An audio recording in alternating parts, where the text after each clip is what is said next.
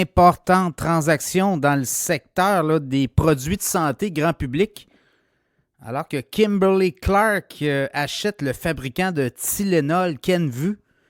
Et Kenvue est quand même un gros joueur et c'est une transaction assez importante, là, une transaction de 48,7 milliards de dollars US. Donc, c'est quand même assez impressionnant, là. Et là, ben, quand on regarde un peu les marques, parce que le Tylenol était passé sous là, quelques semaines. Donald Trump avait parlé du Tylenol, les femmes enceintes, l'autisme, tout ça, là, et ça avait fait jaser beaucoup cette histoire-là. Mais, évidemment, Kenvue était comme une espèce de spin-off de Johnson & Johnson. Et ça avait été comme sorti là, des entités de Johnson & Johnson il y a environ 2 ans. Et bon, ben là, évidemment, avec cette transaction-là, ben, c'est la naissance d'un super grand groupe là, destiné à la fabrication de produits de santé. Pour vous donner une idée, là, Kenvue, on n'a pas juste Tylenol, hein, Listerine.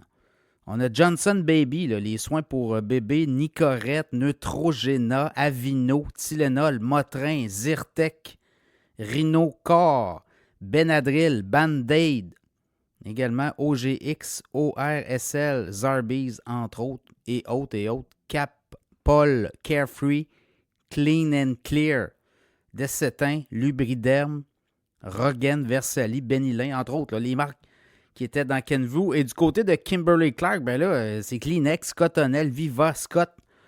Donc, des produits que les Canadiens, les Québécois, les Américains prennent tous les jours, là.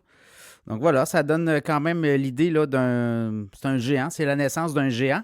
Et à la bourse, ben, voyez-vous, l'action de Kenvue a monté de 12,3% aujourd'hui. 1,76 $, 16,14 $ US.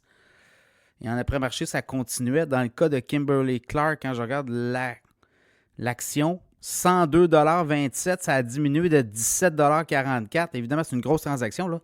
Mais le temps qu'on digère ça, voyez-vous, en après-marché, le titre de Kimberly-Clark repartait dans le haut, en haut, là, dans le vert, 33 cents en haut, 102,60 $.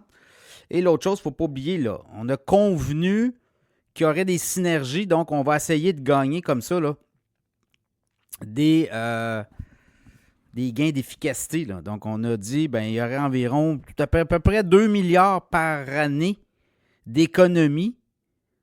Au cours des 3 premières années suivant la finalisation de la transaction, 2 milliards de dollars US. Est-ce que c'est par année? Non, je pense que c'est pour les 3 années, là. Mais quand même, on va aller vraiment là, y aller du côté des synergies. Donc, naissance d'un gros joueur, Kimberly-Clark, qui achète le fabricant de Tylenol, entre autres. Transaction de 48,7 milliards de dollars. Et pour les investisseurs, là, je regarde un peu ce que les analystes disent sur le titre de Kimberly-Clark. L'action a beaucoup baissé aujourd'hui, 17,44 $, mais il y a quand même des cibles à 135, 150, 162 $. Donc, ça va être à suivre là aussi. Voyez-vous, des analystes là, qui révisaient leurs cibles à la hausse avec cette transaction-là. Il y a du 129, du 130, 132, 162. La Banque royale du Canada, les analystes qui... fin octobre, le 28 octobre. Donc, c'est tout récent, là. Vous voyez le titre à 162 $. Donc, voilà, ça va être à suivre dans le cas de Kimberly-Clark. Mais c'est clairement, là, c'est la naissance d'un géant de produits de santé, de soins, surtout là, résidentiels. Et ils ont aussi là, des services aux spécialistes, notamment aux professionnels. Donc, voilà, grosse transaction.